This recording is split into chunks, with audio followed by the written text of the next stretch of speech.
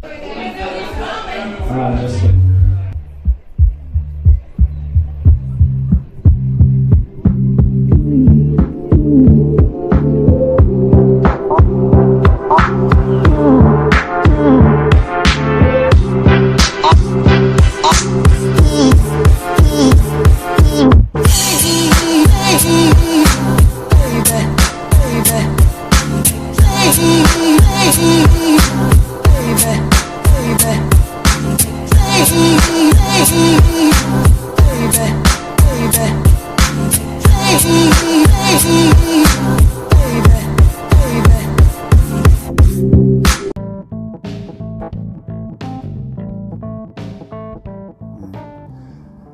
Hello, and welcome to another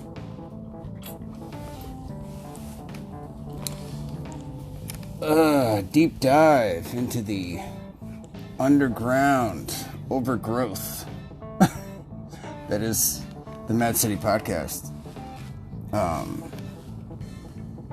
Of course, I am your host, Patrick Hempher. And for those of you who don't know, I am live on YouTube right now, on the Mad City Streets YouTube channel. And this will be available on Spotify,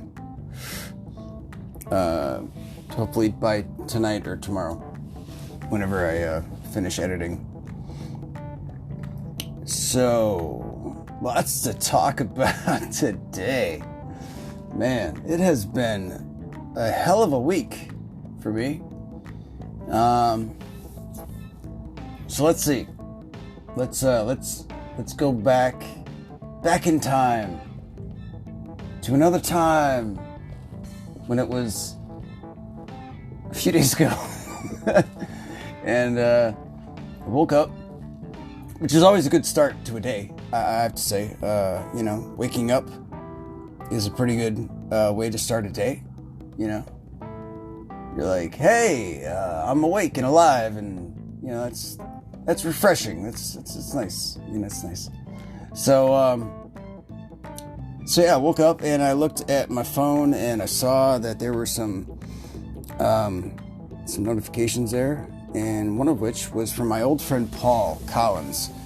And some of you who listen to me here know my old friend Paul Collins. Paul Collins, I've known for a long time. We actually met in 4th grade. I don't know if it was the first day of school, but I feel like it was. And that was a cool day for me because I remember coming to school that day wearing, because I just got my ear pierced 2 weeks earlier at the mall at like West Town or some shit. And I know that, when they pierce your ear, they tell you, it's with that little gun, they tell you that, you have to leave this stud in for 6 weeks. Let the whole, heal and the scar tissue grow around it so it doesn't get fucked up.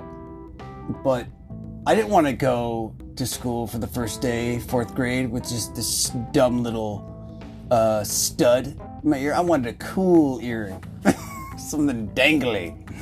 Something that was fucking awesome that I stole from my brother, Casey. And I don't know what it was. I think it was like some upside down crucifixes or pentagrams or something rock and roll, something cool like that. And so I switched it out on my way to school, and so I was like, yeah. And I remember my hair looked really stupid because I just had it cut and it was sort of short, but long enough to be poofy. And I washed and conditioned it the night before, so it was super fucking loud. And I remember thinking God, this sucks. But the earring will make up for it. It'll be cool.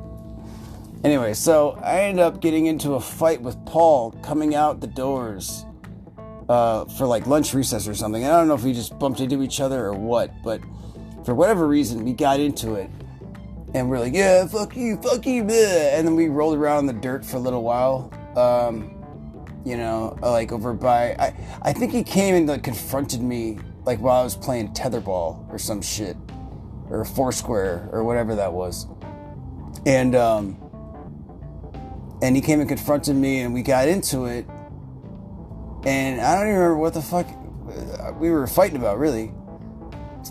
Just pride, whatever, but the fucking cool thing was, or is about, back then is like, kids could do that, like the reason, I think a big reason why there was not a whole lot of fucking mass school shootings when I was growing up in elementary and fucking high school. In fact, I remember like the first big, well-known Columbine was like 99. So like right after I had finished high school, like it was just a couple of years after I'd finished high school. But, back then people just fought, like in fourth grade, two little kids, could just roll around in the dirt and, work out their differences. And here's what happened with me and Paul. We fucking eventually were pulled apart. We got in trouble. And we ended up having to stay late at school that day. And because we lived we had to leave school and walk in basically the same direction, we ended up talking. And come to find out we had some shit in common.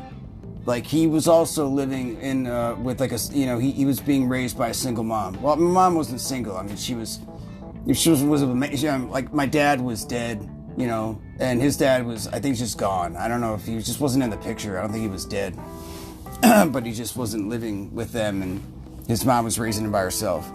So we had that commonality. My mom wasn't single. She was with a woman because, I was raised by a lesbian. And I'm going to get into that a little bit later.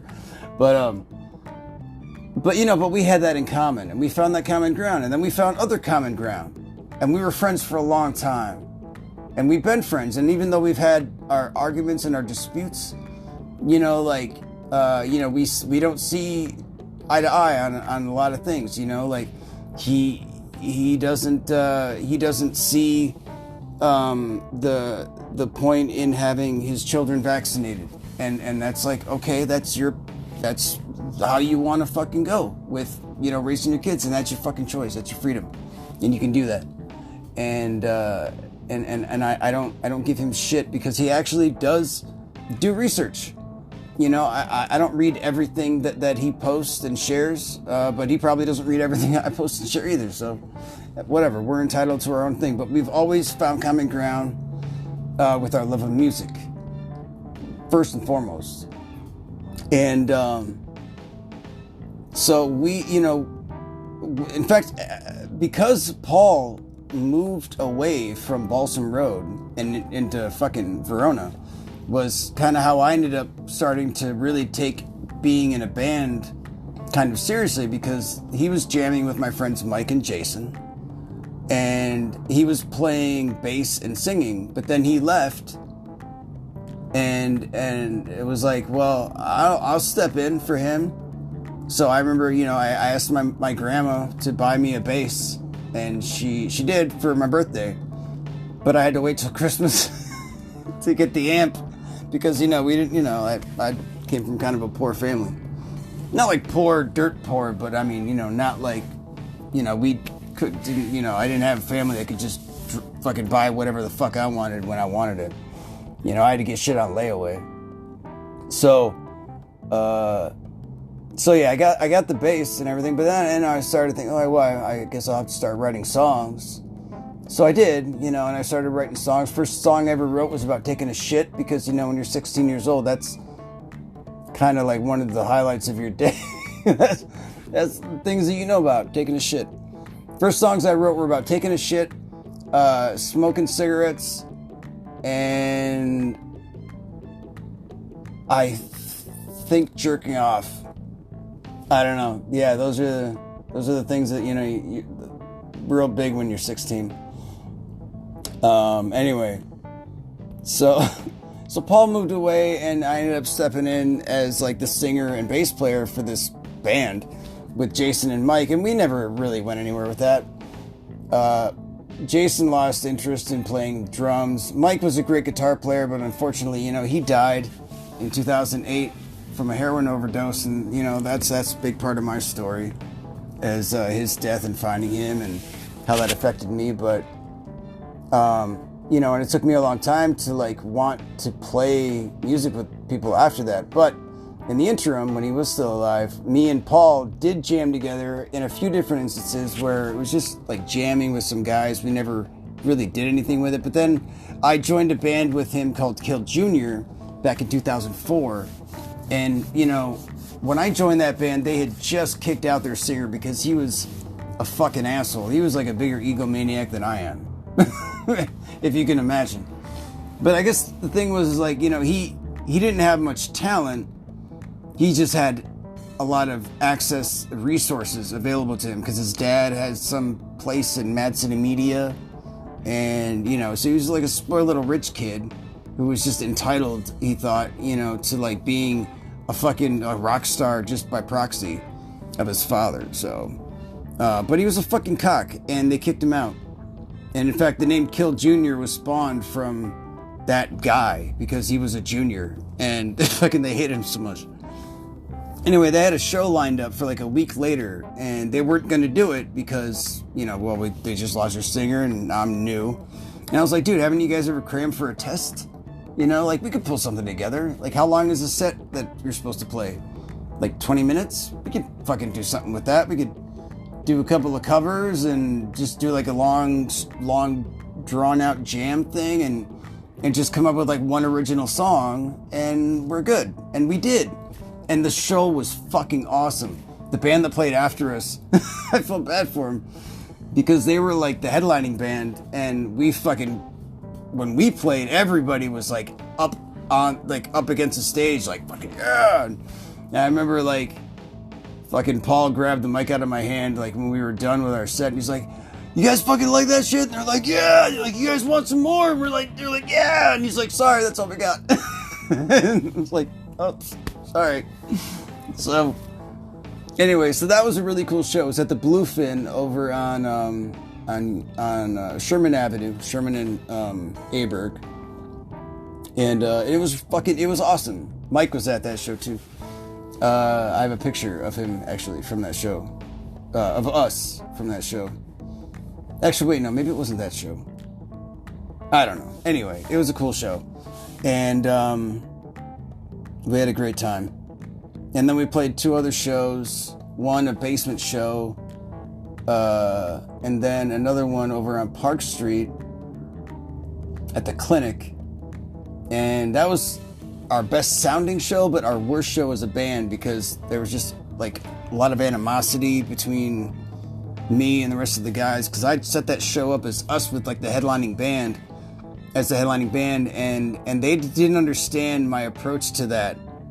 They're like, "Well, we've only played 2 other shows and nobody knows who we are." I'm like, "Yeah, but people that would come to the show wouldn't know that necessarily if you make the flyer out to be we're the headlining band.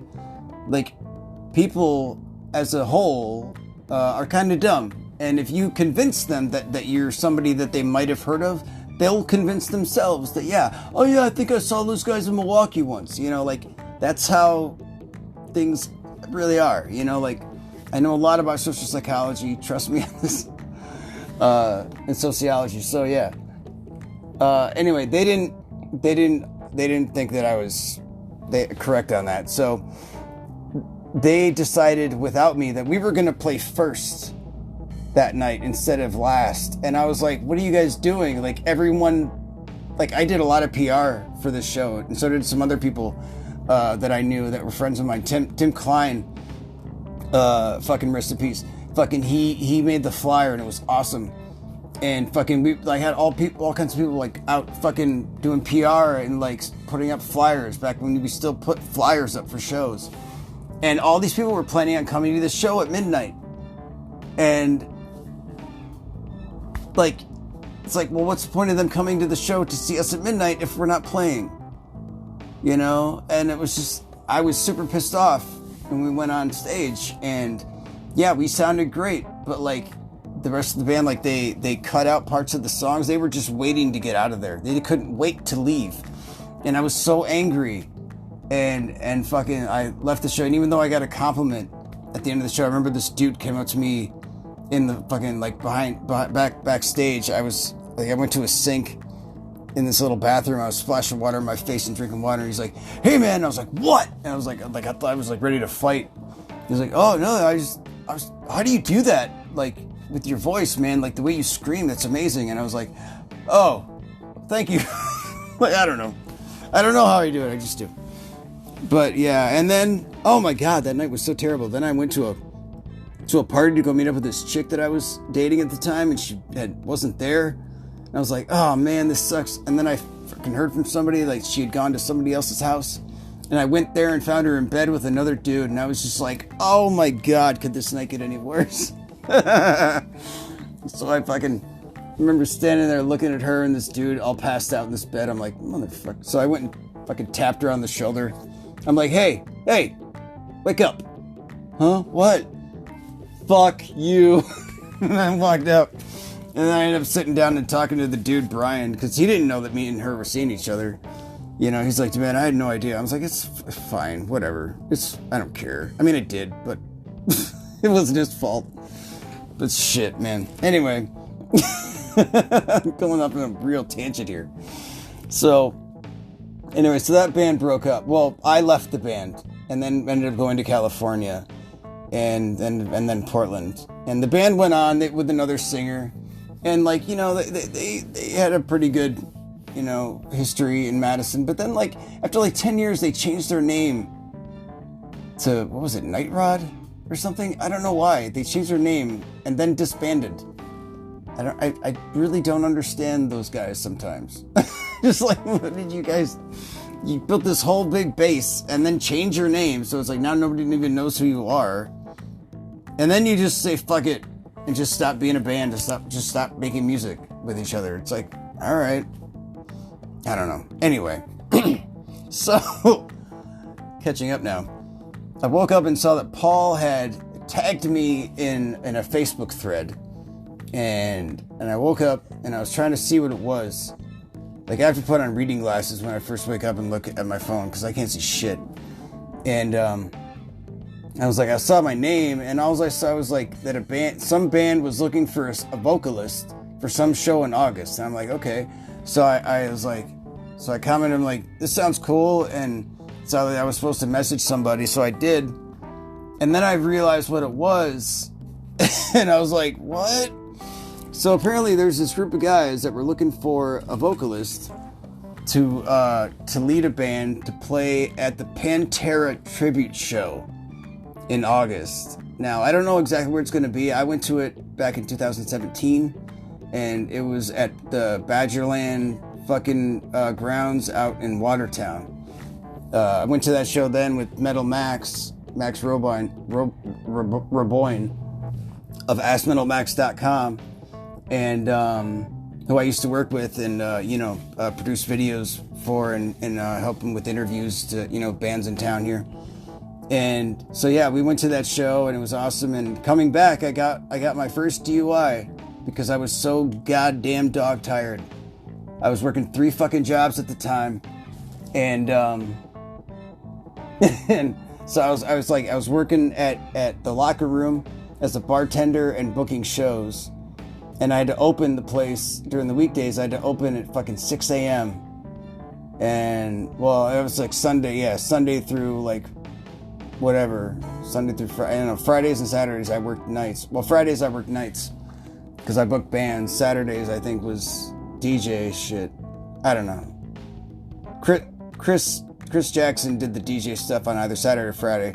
And so we had to split up. But anyway, so I had to fucking be to work at 6 a.m. the next day, but I had worked Friday night late for a show, and then I was also working that weekend moving stuff out of like the apartments at the building, at the complex that I lived at, because it had a lot of college housing.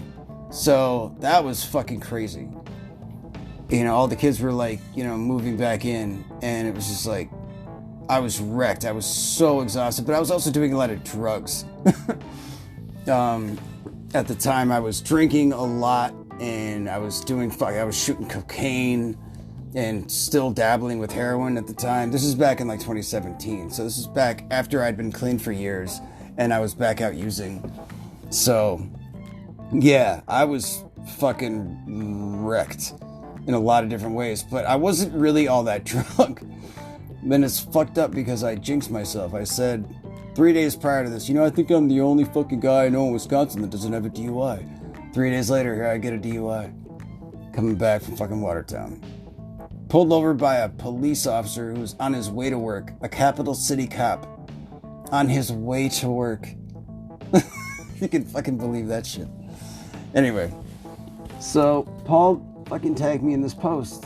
And I was like, dude, this is, wow. Holy shit. So I got a hold of the guy, Kyle. And he invited me to come jam with him and the two other dudes.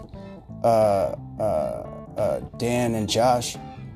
Over at this place on the south side and on Saturday. So I went and I got there and I fucking could hear him jamming when I walked in. And it's weird because I opened the door and I immediately thought like, oh fuck, I don't have any gear. I hope they know this. I have nothing. I don't even have a microphone right now. But they had all that stuff there.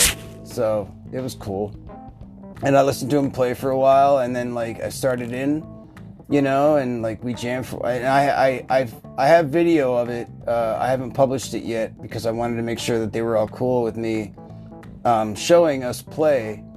Because we're all respectively good musicians, but we don't sound good because it's the first time we've all played together, all four of us. And they've played together before, but they haven't played together for a long time.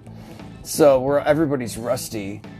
And and even me, even though I know all of these songs so fucking perfectly well, I haven't been singing them day after day, so it's I'm out of practice and I sing a lot, but I have work to do too. So it's we have all summer to prepare for this, but yeah, we sound appropriately shitty.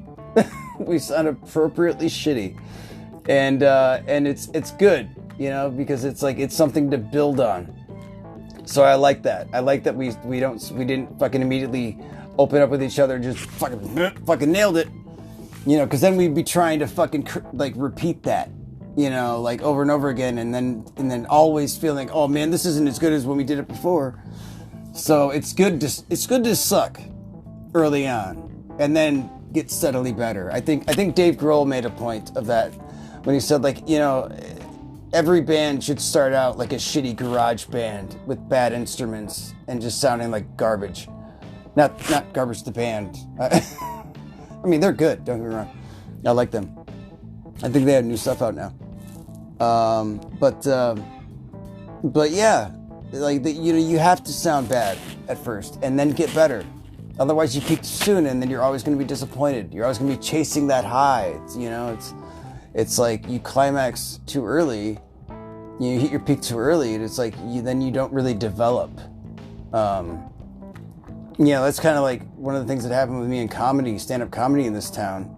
Is the first time I went up on stage at the comedy club, I fucking killed. I felt so natural up there talking about porn and everything. And and being in front of people, having done that already, so much public speaking, I was perfectly fine and comfortable. I wasn't awkward at all. But then it was everything I did after that was how do I get back to that fucking cool thing? So I don't know. Anyway, you can check that out on my YouTube channel here. It's in one of my playlists, my stand-up comedy playlist, my debut at Comedy Club. But I honestly prefer doing comedy here on this because now I can stretch my legs, take my time, and do long form comedy as opposed to having to go up on stage and have 3 minutes to do 1-2 fucking 1-2 punchline. Yeah, I don't like that. I need to take you around the world with my storytelling to really give you the clear painted picture of my words and what they mean. But anyway, so yeah, I went in and I jammed with these guys and it was good. It was good. And, you know, there's going to be trying out a couple other dudes, they said, but, you know, they said it's probably not going to be much of a competition. Like, I killed it. And even if they don't pick me to do this show in particular, you know, I felt like a really good chemistry with them. And at one point, the guitar player, Dan, he was just riffing. And I just started singing over what he was playing, and we were just jamming, and it was like, and I have it recorded, so like there's potential to make a song just right there. So yeah, like fucking awesome. That's really cool. And I was so jazzed up about all this. I didn't sleep Saturday night at all. I was fucking so stoked. I was just like, ah! And I was all buzzed up, you know, just feeling good about this. And so Sunday, though, was Mother's Day, as you may know. And I had committed myself to driving up to Oshkosh with my mom to go pick up my nephew Trinity. Or, I'm sorry, my nephew Griffin. But we were going to stop and see Trinity before that. And you know, it was this crazy adventure, too. But I was so fucking tired. I was, like, afraid, you know, to go. I was like, oh man, I'm exhausted. So like, what if I fall asleep and I can't keep my mom entertained? And my mom, I mean, God bless her. She's a really great, she's a great driver, but she's always fucking with the radio, or trying to light a cigarette or her phone. And it scares me sometimes that, like, you know, she's gonna fucking get into an accident, you know? She's old, and I love her, but damn it, she's old. She's fucking old. And her reaction time might not be that great if something were to happen. If, like, a tire flew off another car all of a sudden. Or if, you know, somebody jacked their brakes real fast. I don't know. And I was so terrified that, like, oh my God, here I am, like, I'm wetting my pants, you know, like, thinking that I'm gonna go and do this fucking show in August. All I gotta do is not die. Well, okay, I gotta, like, not relapse on fucking booze and dope and shit and lose my housing and, you know, fucking my livelihood and my sanity, my self-esteem and all that stuff. Yeah, I mean, but essentially, just don't die. Don't die between now and August, and I could do this show, and it'll be amazing. If I had told my 17-year-old self 25 years ago, like, hey, kid, all you gotta do is fucking just stay alive for 25 years. You're gonna play this Pantera show, and it's gonna be amazing. I'd be like, what? All you gotta do is, well, yeah, well, you're gonna survive a lot of shit. Like, I mean, you're gonna almost die a lot, like too many times, like more than most people will believe when you say, you know, like, I mean, you're gonna OD a lot. And you're gonna be hit by cars. You're gonna be hit in the head quite a few times. More times than you're gonna remember. You're gonna get stabbed. You're gonna drown a few times. And and some totally random people that you don't even know are gonna beat you so bad you're gonna go to the hospital and have to get reconstructive surgery on your face. But don't worry, you're gonna still be, like, you know, pretty, like, okay, good looking. You're not gonna be you're not gonna be like, I'm a fucking monster. Not like Tom Cruise in that movie, you know, like, So, anyway, yeah. So I was scared. Like, God, what if we get into a fucking accident? Wouldn't that be like the tragic irony of my life? Like, you know, like I finally, like, you know, I pull myself out from under that fucking bridge, you know, and I get clean, and I'm feeling better than I have ever in my life, you know, in spite of all, like, trials and tribulations. And I have something really, really cool to look forward to. And then I die on Mother's Day with my mom going to go see my fucking nephews. Oh, man. I was almost going to back out of it. I was like, Mom, I got a bad feeling about this. I don't know if this is a good idea. I got this show coming up and I'm really nervous. I might pull a fucking Stevie Ray Vaughan. You know, like that motherfucker just before just before getting into a helicopter in Alpine Valley in Wisconsin here. You know, he had just gotten sober for the first time in forever, and he felt great. And he was like, "This is the best I've ever felt my entire life. Fuck, I'm king of the world. This is amazing. I love you guys. Yeah!" Goes up in a fucking helicopter. Woo, woo, woo, woo. Pfft, dead. Ain't that a bitch? God damn it. So anyway, I ended up going, and it was a really good drive. Me and my mom got to talk a lot the whole way, and it was really lovely to fucking spend time with her. I love my fucking mom. You know, despite all the shit, you know, that went down with us growing up, you know, like, and all the shit that she put up with me, you know, when I was strung out on the fucking road all the time, and, you know, she had to worry about me not knowing every time, like, a fucking phone call came, and it was like some crazy, you know, out-of-state number. She didn't know if it was me or if it was about me. But she knew that I was out there strung out and being a maniac and risking my life all the time. And that was torture for her.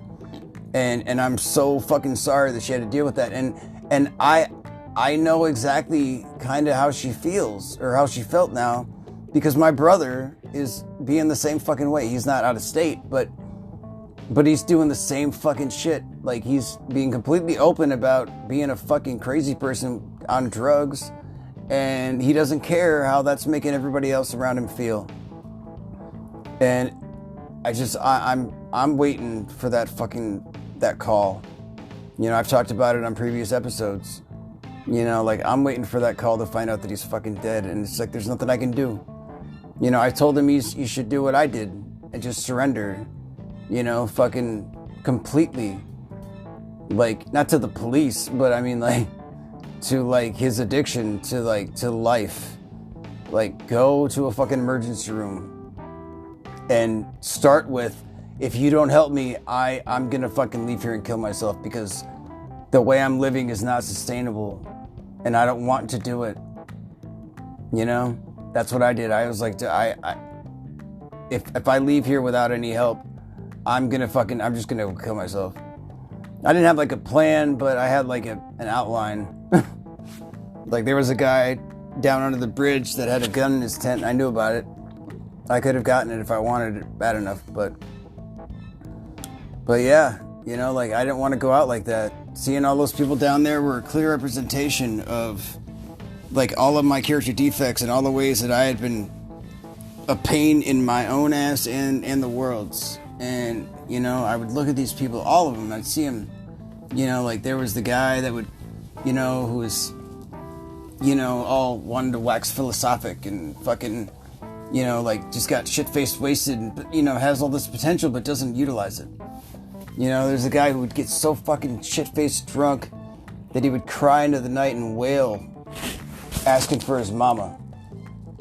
You know? And guy who was just kind of weird and just never talked to anybody, but would just, like, build things and just be super hyper-focused on that. There was, like, the junkie couple that just left needles and gross shit all over the place, you know, and fought all the time with each other. Just selfish beings. And then there was the mom and a daughter that were just enabling each other the whole time. What they're using. There was a guy who just had to be tough for no fucking apparent reason. You know, and it's just like, all these people, like, were a representation of me in some way or another. You know, and it's just like, God damn it. I was faced with the ugliness of myself, and I was like, I don't want to die like this. You know, and I went and I asked for help. I fucking put it all out there. I'm like, I've called the people. I've set up the bed. It's waiting for me. All I need is you to fucking admit me into this hospital right now, because I have been drinking every day for 2 years because I fell into a deep depression because my baby died and I could not handle that shit.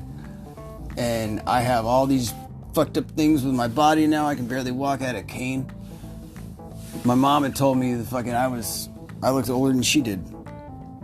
Or older than she was, you know? And it's been 7 months now, almost, and I feel better now than I did in the 7 years that I was clean before. Because I have gratitude now. I have gratitude for what I have. And I feel really good about life, and I try to share that with people on a daily basis. I really do. That's a big part of this podcast, is that I want to share my love and appreciation of life with other people. And I want them to see that no matter what's going on in their lives, nothing is so important that you can't just set shit down. Take a step back, fucking tell the world to fuck off for just a little bit, just a second. Take a breath and just collect yourself and resume, you know? I tell people that at work, where I work at Pick and Save, you know? People are standing there fumbling with all their shit, you know, and they're standing there like waiting for my permission, so that I have to give them permission to set their stuff down on the belt. And it's like, you don't need my permission to do that. If there's room on that, you can do it. You're a grown fucking person with agency, you know, and you can decide for yourself that I don't want to carry this anymore, and you can set it down. You don't have to set it down on the belt. You can set it on the floor. You can set it down wherever the fuck you want. And I don't care if you're carrying your fucking groceries. I don't care if you're holding on to the weight of your deadbeat fucking spouse who's not working and playing video games all day or just feeling sorry for themselves. I don't care if you're holding on to the weight of something that has just been paining you for years and years and years. You can set that shit down at any given time. Step away from it, take a deep breath, tell everybody and everything to just fuck off for a little minute or a little bit, and fucking collect yourself and resume. And you know what you can also do? You can ask for help in picking that shit back up. And fuck, you can decide you don't even need that shit and walk away from it. I see people do it all the time at the store. They just abandon their carts, you know, or like their baskets. So like they get tired of waiting in line and they just set it down and walk away. So I know people can do it. I know it's possible. But sometimes, you know, it's better to maybe set it down and then figure out, like, what do I really need? Maybe there's some shit that I've been carrying that I don't actually need, you know? Maybe I didn't really want this. Maybe this was just an impulse buy. You know, maybe I don't really like my boyfriend. Maybe this job really does suck. I love my job though. I really do. And I value it a lot, what it affords me, you know, and being able to help people when they finally come to me in line and they reach that, you know, like the end of that line and they're with me and I can see that they're just all exasperated and exhausted from their life and their day and just being in the store, and they're feeling all impatient because they've been standing in a line. You know, nobody likes lines, you know, and it's funny, you know, because it's weird that people take on this mentality they've been conditioned with since like elementary school, like standing in line, staying, you know, eyes forward, don't talk to anybody, you know, fucking, you know, mouth shut, no budging. But, you know, mostly people just stare at their phones. Or they just, you know, that thing. But by the time people get up to me, like, my job, the way I see it, is not just to take their items, scan them, and put them in a fucking bag and try not to, you know, crush their bread or break their eggs. My job is to disarm them. Not just be like, hi, how are you today? Oh, this looks really good. Are you? Oh, yeah. Well, thank you. Have a nice day. Like fucking bobblehead, you know. And it seems like to some extent that's what, not management. I don't want to say the managers in particular, like specifically the people that are managers at my store, but like upper management, corporate. God, I really hate that word. Corporate. They want you to engage the customer, to be very, very friendly, to make sure that the people feel welcomed and that all of their needs are being met. But it seems like they kind of don't really want you to be genuine. Or maybe the people doing this job, on some level, they don't think they need to be genuine. Because I see a lot of people not be genuine. They're just surface level bullshit. They don't care about these people in a real way. They don't have any real compassion or empathy for them. They don't see like the look on their faces. I mean, like, I see women sometimes with their kids and they just look wrecked. And I can tell that they're getting no fucking help with raising these fucking kids because their kids are awful. These kids don't know, they have no fucking manners.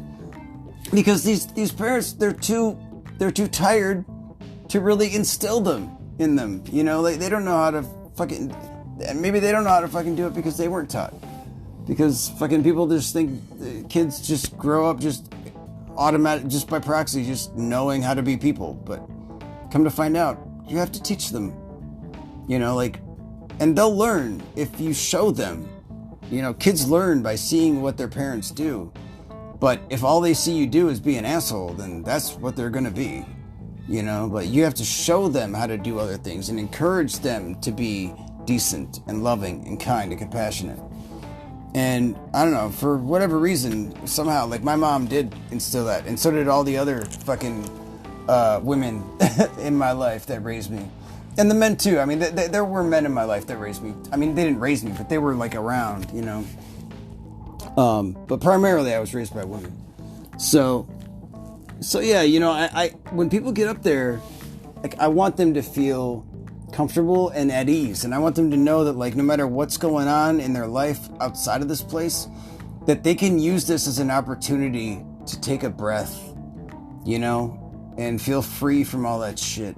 It's okay to laugh, to smile, to appreciate the little things. I really do, like, try. I mean, I don't really feel like I'm going really all that out of my way to do this, you know? But maybe for some people, it is, like, they see it as going really out of your way, because it's like, wow, man, like, you made a person, it's not that hard to make somebody smile, man. It's not that hard to make somebody feel valued and cared about and loved, you know? I've actually hugged my customers. I mean, I didn't, like, come running up on them like, give me a hug, you motherfucker, you know? But I've, you know, like, I don't know what it is. Like, sometimes they just pour their fucking hearts out to me. Like, I've had people, like, legitimately, like, just tell me, like, once I get them to disarm themselves and I engage them, they open up and, like, they just, it comes out and it's like, wow. And I'm like, I can't make all of that better, but can I give you something? There's something I can give you. Can I give you something? Can I give you something? And I, like, slowly approach them with my arms out, and they accept it, and I give these people hugs, and it's beautiful, you know. And maybe I'm crossing some kind of boundary, you know, like, in terms of what corporate would say is acceptable, you know, customer service. But these people seem to really be wanting this and needing it, you know, on some level. And it's like, if I can provide that, then cool, that's great. My job, you know, aside from, like, the way I see it, I feel like I'm hosting a party with my job. It's like, you know, there's always music playing, you know, there's plenty to eat and drink. There's always somebody looking for a bathroom. There's always somebody who's a little too drunk to be there. There's always something that's going to be spilled. But, you know, we have security for the most part. And people, you know, keeping an eye on things so that, you know, nobody really gets too out of hand.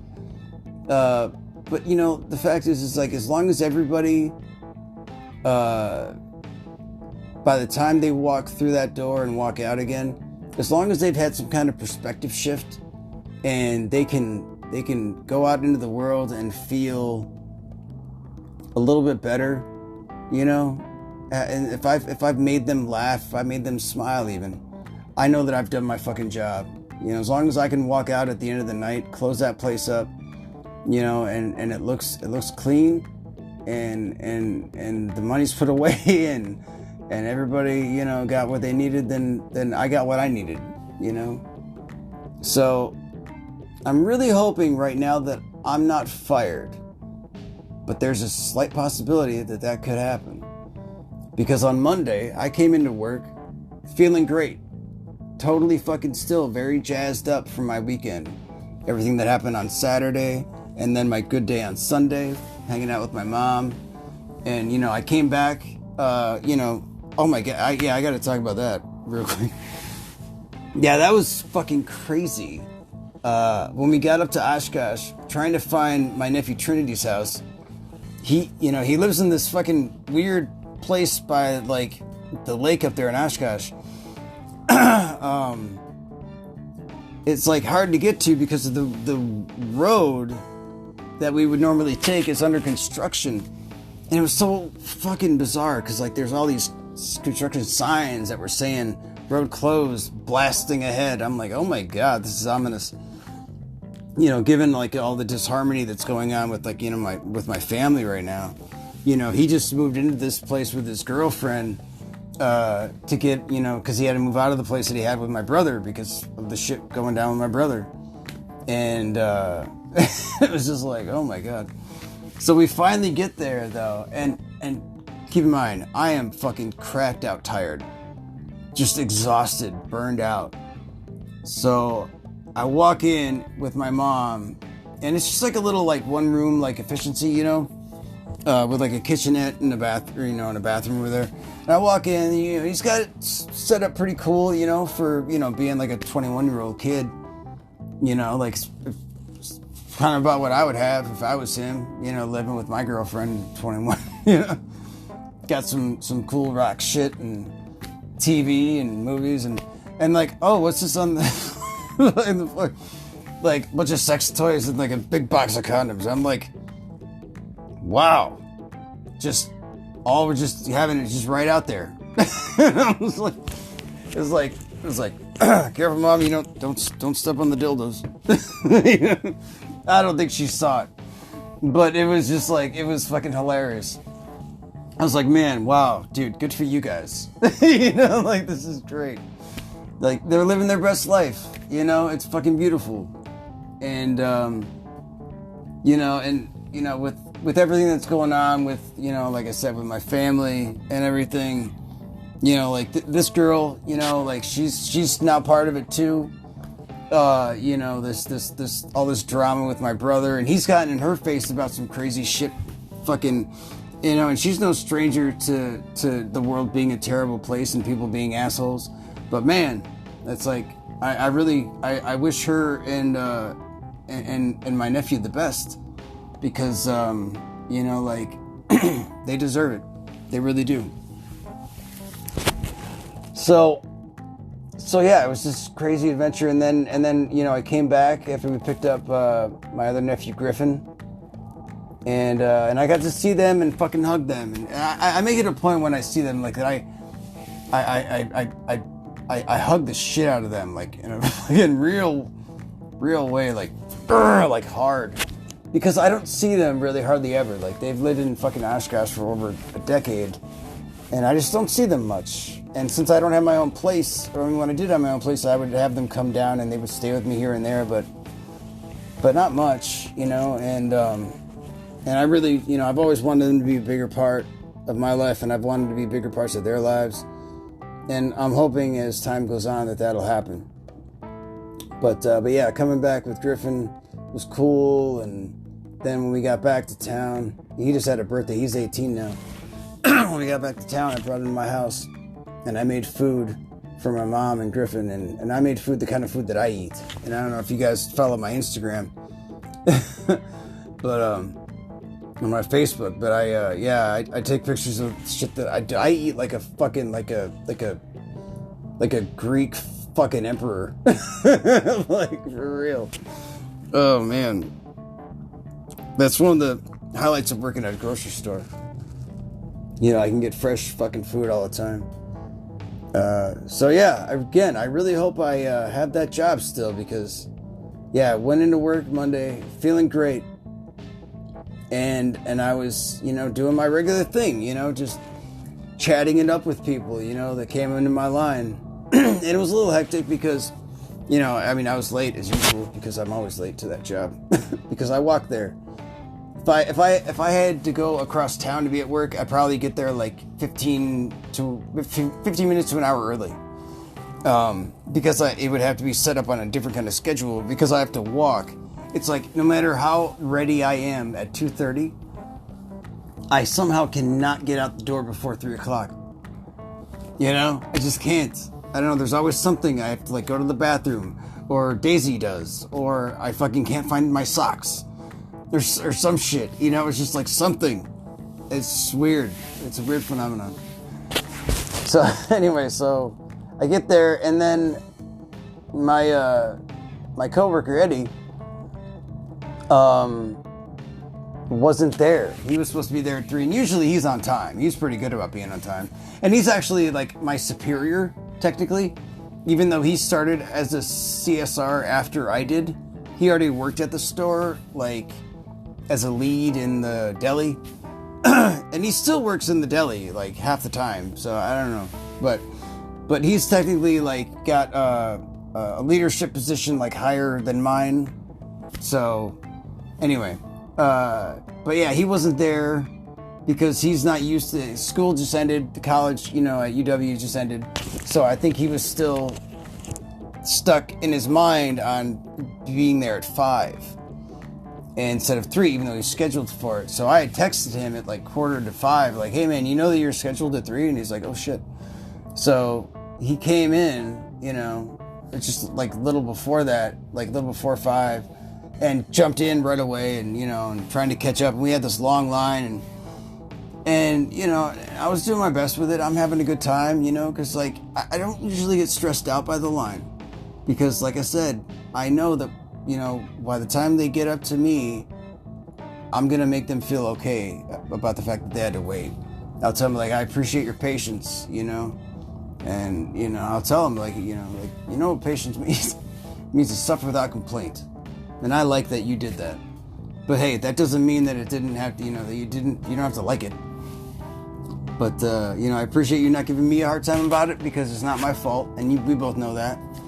But, you know, the most important thing is that you get out of here feeling better than you did when you walked in.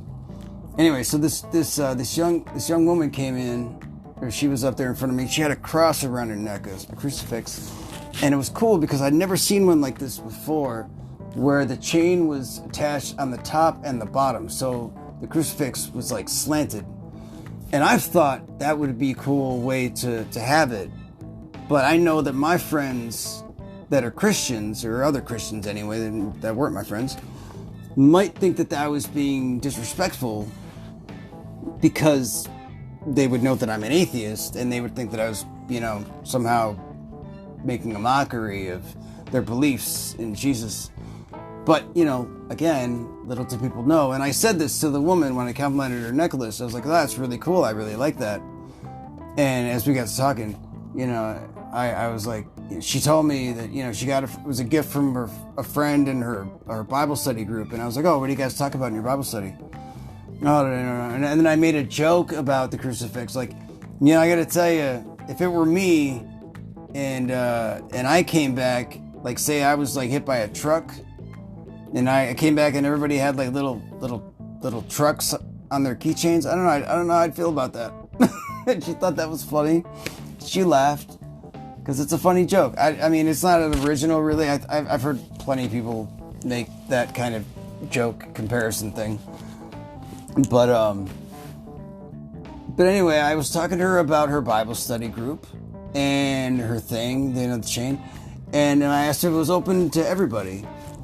And she's like, yeah. And I was like, well, could I come? I mean, it might be weird because I'm an atheist. But again, you know, like, what people don't understand, what that means is not that I don't believe in God. A lot of people think an atheist doesn't believe in anything. That's not true. And an atheist is not somebody that necessarily doesn't believe in God. I believe in God.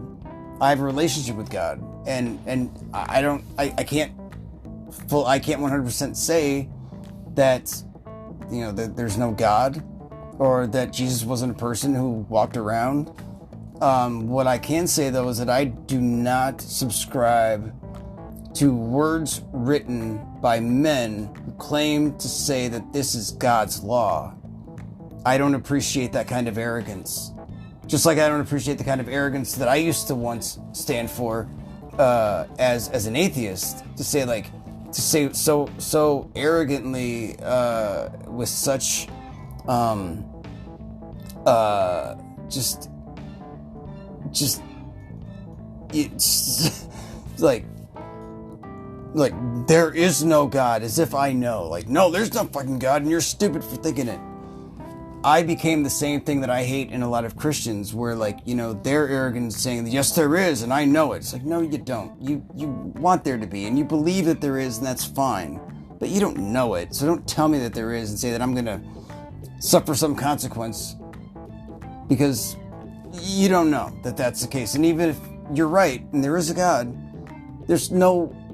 Only it's people like you that say that there's hell and fire and suffering. You're the ones that made that shit up. God never said that. You know, that's... Anyway. Motherfuckers don't even read the Bibles that they seem to preach from. Anyway, she said that it was cool for me to attend this Bible study group, and she said that it was cool for me to attend the church service that they have prior to that. Told me where it was. She took my fucking card that I have, my Madcitypodcast business card, and she left, and she, you know, yeah, goodbye, see ya.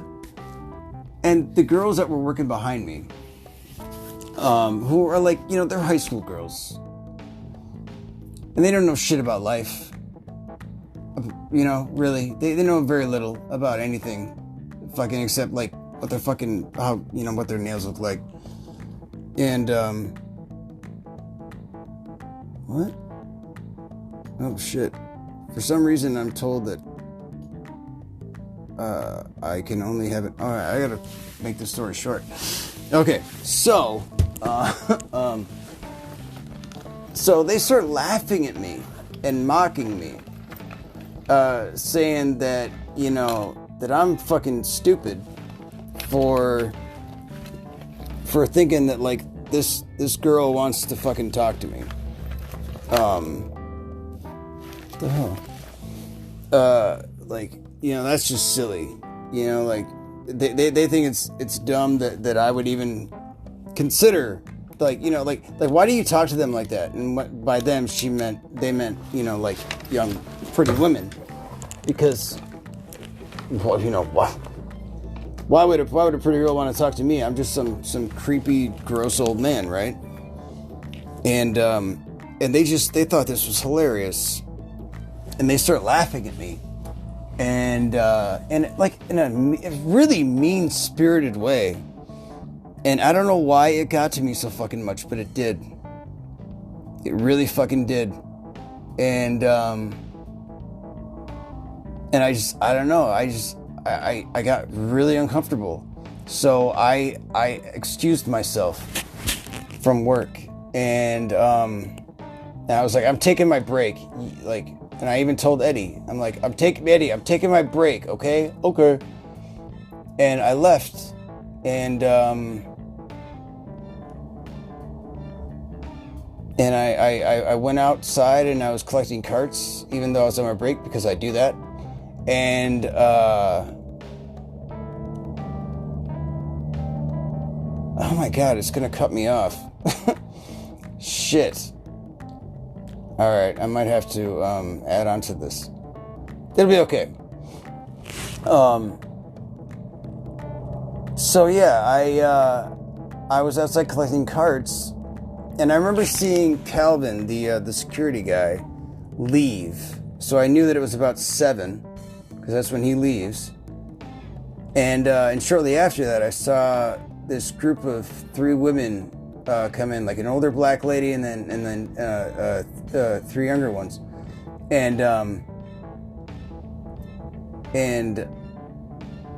you know, I saw that they weren't wearing masks, and I was like, oh man, because, you know, the security guy, that's kind of part of his job, is to enforce people wearing masks in the grocery store. So I knew that he was gone, so I was like, man, fuck, you know, because, like, if he's not there, then it's going to be a confrontation with somebody else, you know, one of us, you know, that works up in the front. So I get called back in, even though my break wasn't over yet, and I'm like, what the hell, like, what's going on? So I go in, and I was thinking maybe it was them, but no, they just wanted me to just go to my register because the line was up again. It's like, well, fuck, man, like, I can't have my break. Like, what the hell? So I get back in, and these girls are still laughing at me.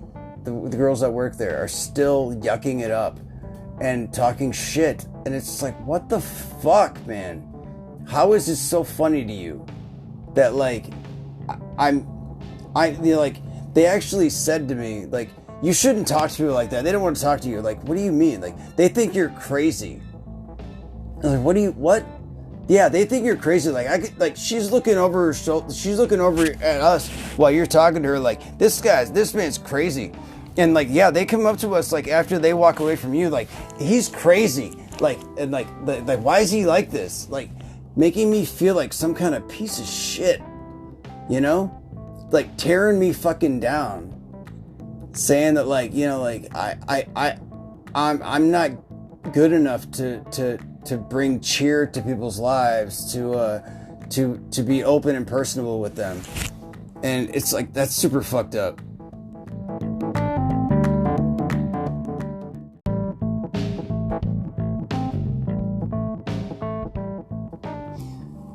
So yeah, it's real fucked up. Like, they're openly laughing and mocking me because they think it's so hilarious that me, an older man, is being so personable with, like, an attractive woman. Now, I don't know what else you would call that but ageism. You know? And I don't know, maybe sexism too? I don't know. I don't know. I mean, it's like, by whatever standards people have set in society, I guess I'm technically considered, like, an attractive person. I don't know, like, I have, like, I don't know. Women tell me this, so I don't know, because I think I look particularly, I think I look particularly weird. But it's my face, you know, and I think I look fucking bizarre. But I think everybody looks at their face close up and is like, wow, I look fucking weird, you know? But it's like, from a certain angle, certain times, in the right light, yeah, it's like, wow, hey, I look pretty good. Apparently, there's something about you see yourself, like, the way you see yourself is, like, one side of your face, and the way other people see you is the other side of your face, so I don't know which is which. I don't know. Like, I see my right side, and that's the weird one, and other people see the left side, and apparently that's my good side. I don't know. But either way, yeah, I've gotten throughout my life a lot of attention from both sexes, men and women. You know, and I was labeled a pretty boy early on, and you know, and I've been objectified by a lot of people, and I know how shitty that can feel, to feel like you're not, like, actually a person. You're just something that's just there to make somebody come, you know. And it's like, it feels gross. It really does. Oh, somebody left. Whoever else was here. But yeah, it feels fucking gross to have somebody to fucking treat you like that. And I don't like it. And I appreciate why women don't.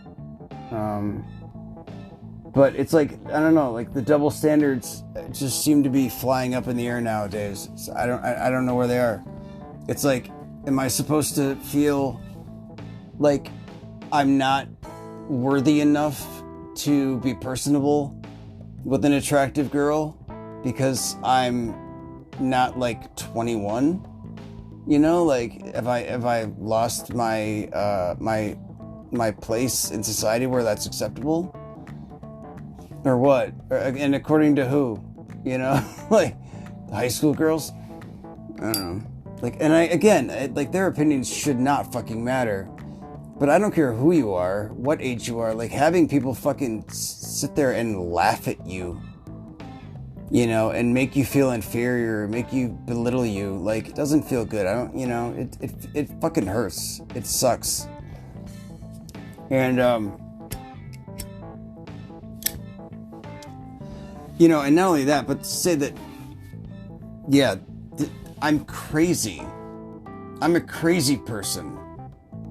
You know, like, not only are you insulting like my looks and my status just in age, but you're insulting like my like integrity as a, like, my intelligence even, maybe, I don't know. It's like I'm insane, I'm crazy because I think that people might want to be approached in a personable way. That's our job.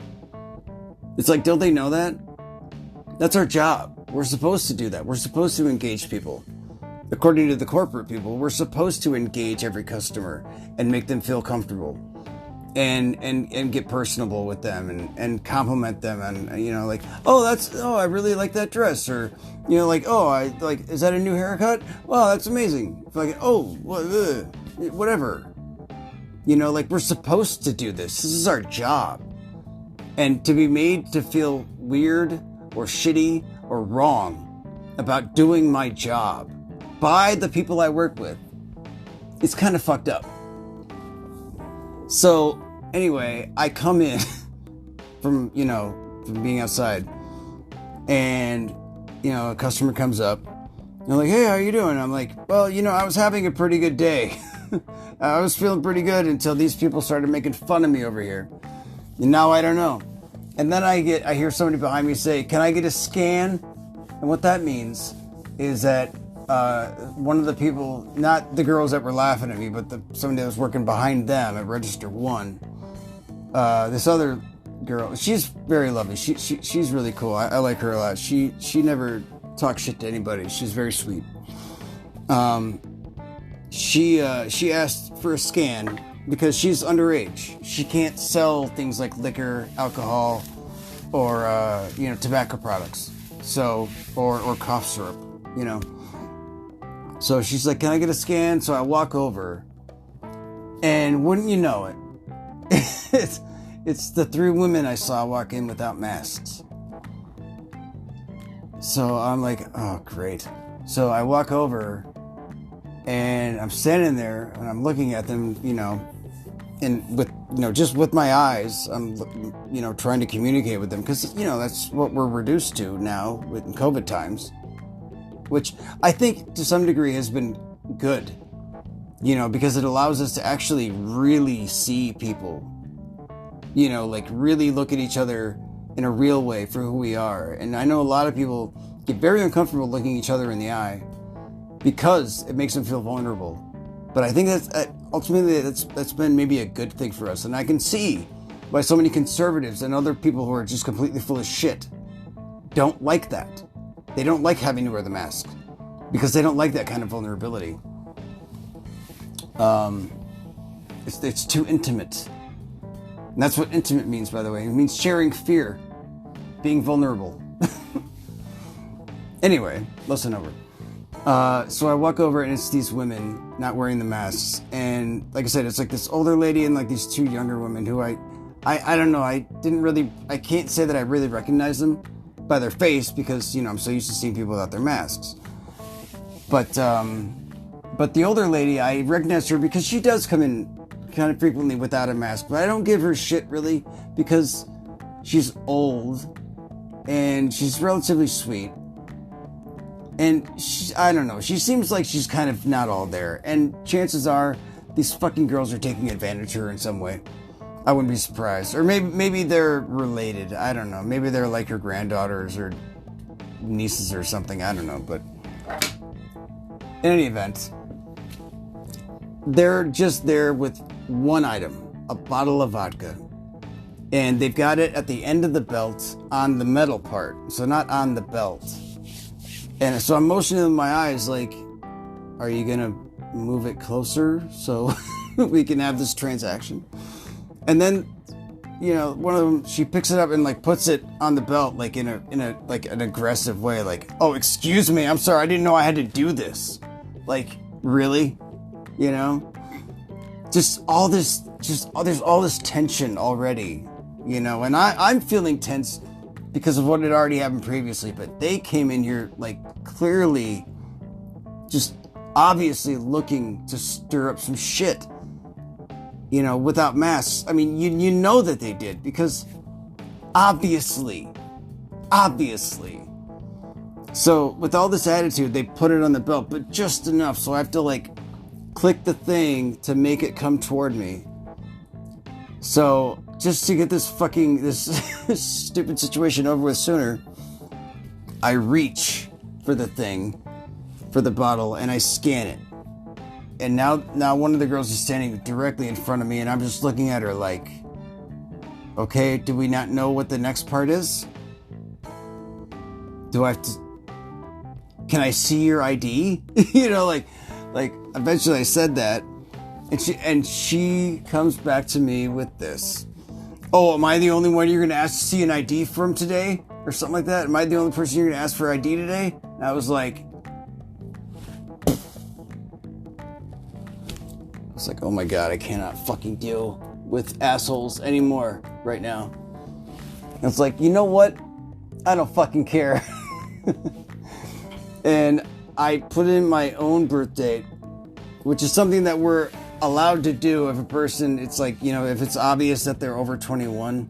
But she wasn't obviously over 21, not like the old lady. I mean, like, this girl could have been under 21. I mean, she didn't look obviously aged. I mean, she didn't look like she was 12, but it's like, I don't know how fucking old she is. And it's our job to card people. Unless they're like, just old. I guess, I mean, like, if somebody looked like, I guess if they have to be old like me, like, you have to look old and creepy and just gross and like you're about to fall over and die old. Because apparently that's what I look like. And fucking, I was just like, oh my God. I don't know. I was like, you know what? I don't fucking care. And then the old lady, she's like, actually, that's for me. And she's already drunk, too. And I was like, you know what? I don't give a shit. I just kept putting in my birth date, and then I walked away. And then this girl, she just, oh my God, I just ruined her day now. Because, she was in such a good mood probably right up to that point. But, just, oh my God, she's standing there with a sucker in her mouth, just giving me this look like, just say something. This look like, I dare you to say something to me. I dare you to say any words to me in this social environment during this transaction, that we're about to have. I dare you to speak to me. Now, if I had said to her, excuse me, miss, would you mind putting on a mask? I'm sure her response would have been, oh, am I the only one you're going to be telling to put on a mask today? She was just looking for a fucking fight. And it's like, I can't help but feel like this is already reminiscent of the time that I was attacked downtown. It was like, it's just like that guy, like, and all I said to him was like, hey man, you having a good night? Because clearly he was under some kind of stress by the way he did not try to put his garbage in the fucking garbage receptacle. And that he let his food just spill out on the fucking concrete. Instead of like taking the extra step to make sure it went in.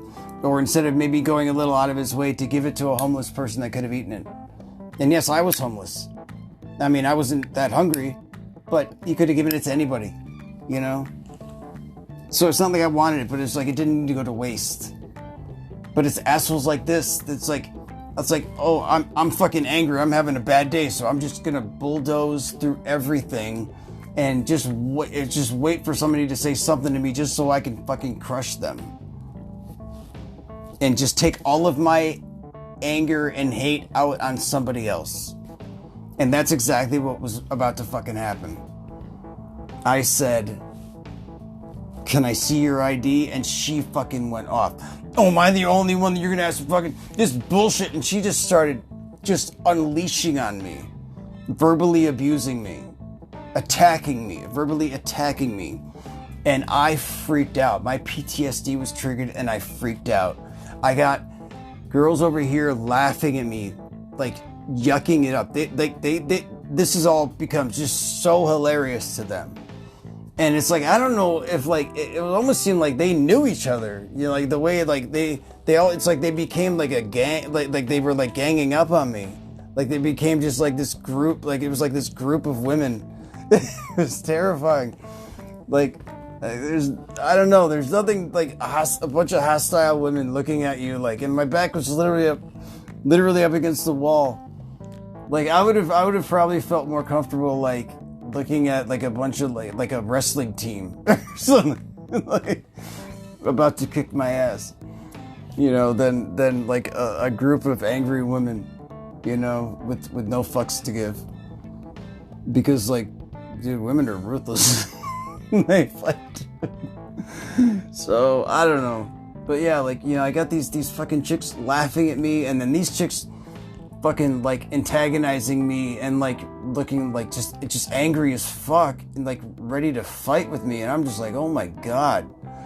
I started to freak out, and I was just like, I cannot fucking handle this. So I walked away, and she's fucking, I want to talk to the manager. I mean, she went full Karen. I want to see the manager right now. And it's like, dude, you know, Karens are awful. Because, yeah, like, whatever, they're just mean-spirited people who just are having a shitty fucking day or shitty life, and they want everyone to just drop everything that's going on and cater to their bullshit and make them feel fucking, just to make themselves feel better. They want to ruin everyone else's time and make everyone feel like shit to make them feel better. But I tell you what, there's nothing worse than a black Karen. Because they're not only going to fucking do all those other things that I just said, but they're going to throw in on top of that like, oh no, the only reason that you're telling them to stop being an asshole is because they're black. It's like, no, it's because you're being a fucking asshole. You know, and it's just like, ugh. And it's just to try to make me feel like on top of everything. Like, now I'm supposed to feel bad. I'm supposed to feel bad for you because, like, you know, like, you suffered racism. It's like, yeah, that sucks, and I'm sorry. But have you ever given the thought that maybe some people just don't like you because you suck at being a person? Good God.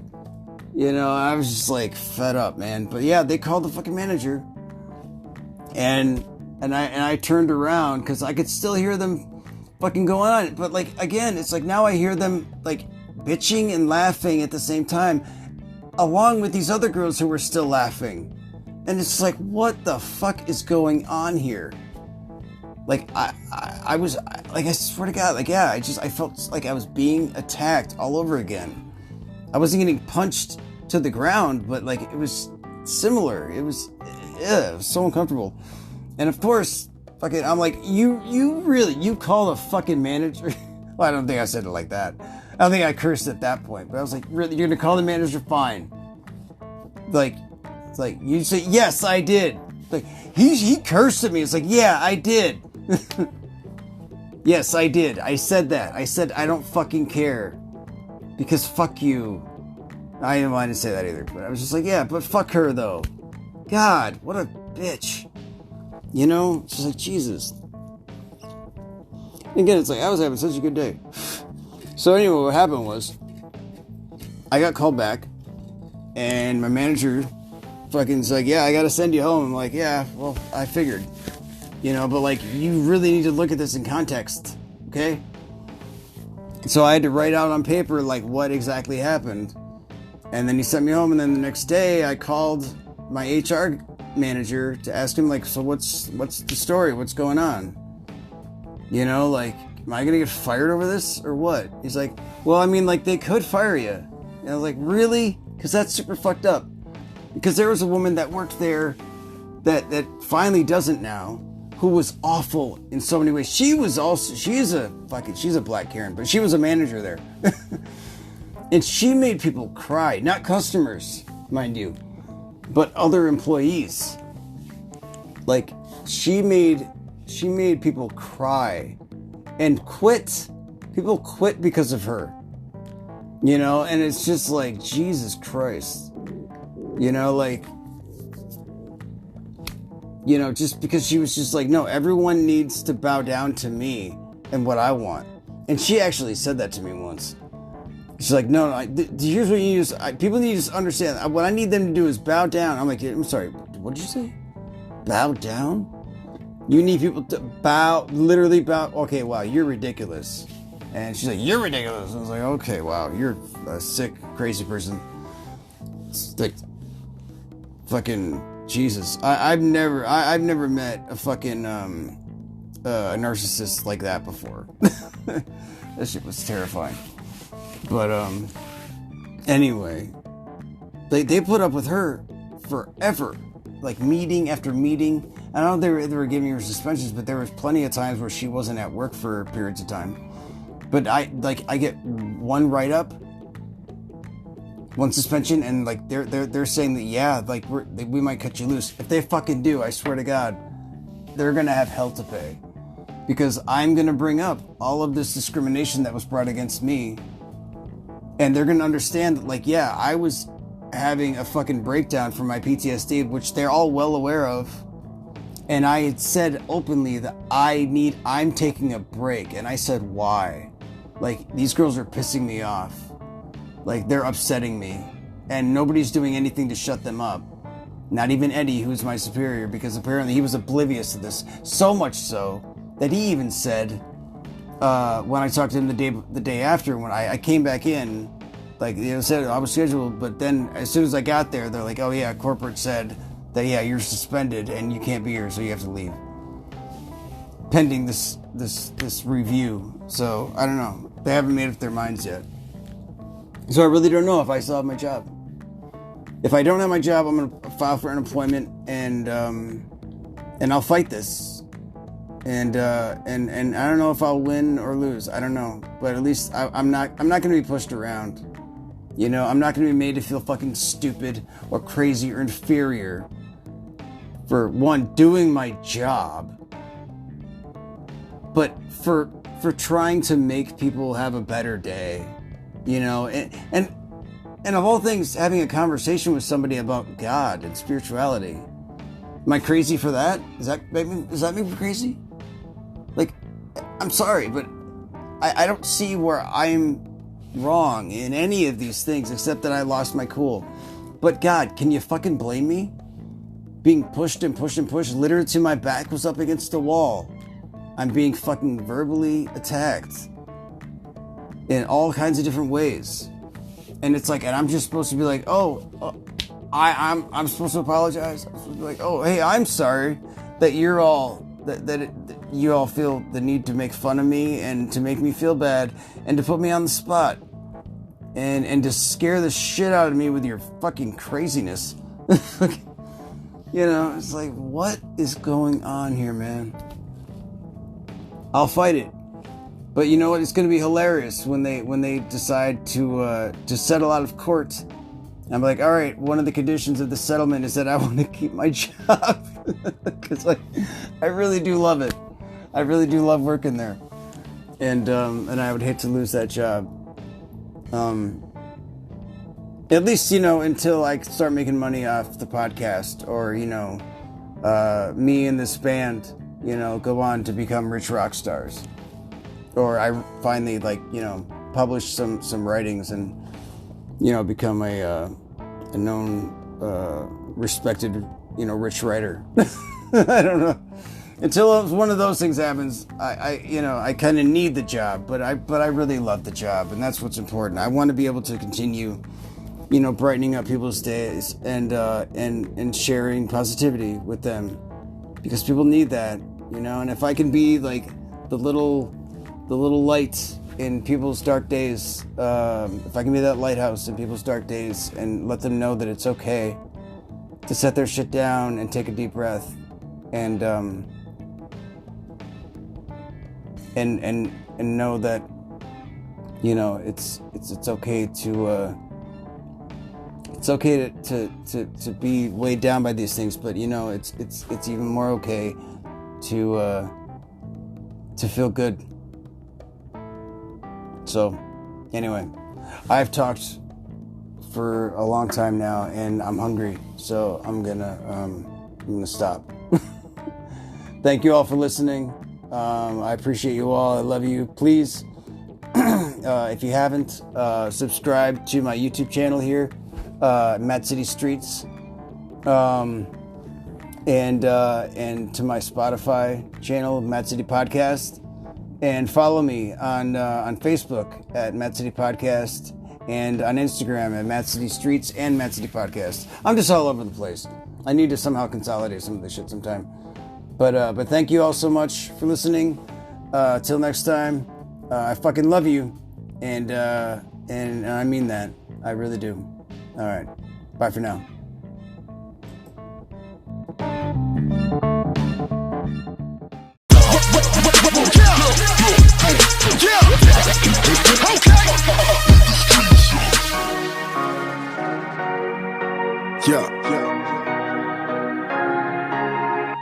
Yo, where the life at? Yeah, I'm needing more, cause I've never been in a town like this, is such a bore. Yo, we need a moment, but not of silence. Something needs to happen round here, cause we're losing vitals. Let's cause a riot out here, cause we need to turn it up. Let's cause a fire, cause this town is cold, let's burn it up. So let's start the attack, running through the city like maniacs. Inside town now they can